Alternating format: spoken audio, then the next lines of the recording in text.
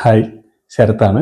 ശൈലി engineering പ്ലാസ്റ്റിക്സിന്റെ Q3 result കാര്യങ്ങളൊക്കെ വന്നിട്ടുണ്ട്. മാനേജ്മെന്റ് കമന്ററിയും വന്നിട്ടുണ്ട്. നമുക്ക് അതിനെപ്പറ്റി ഡീറ്റെയിൽ ആയിട്ട് സംസാരിക്കാം.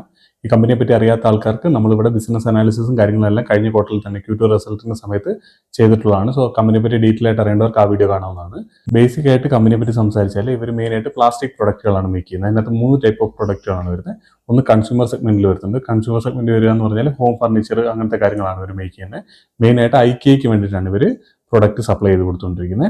അതുപോലെ രണ്ടാമതെന്ന് പറഞ്ഞാൽ ഇൻഡസ്ട്രിയൽ പ്രൊഡക്റ്റ് ആണ്. അതെന്ന് പറയുന്നത് ഇപ്പോൾ കാറിനകത്തൊക്കെ യൂസ് ചെയ്യുന്ന ഡാഷ്ബോർഡിലൊക്കെ യൂസ് ചെയ്യുന്ന പ്ലാസ്റ്റിക്, ആ രീതിയിലുള്ള പ്രൊഡക്റ്റുകളാണ് ഇൻഡസ്ട്രിയലിൽ മേക്ക് ചെയ്യുന്നത്.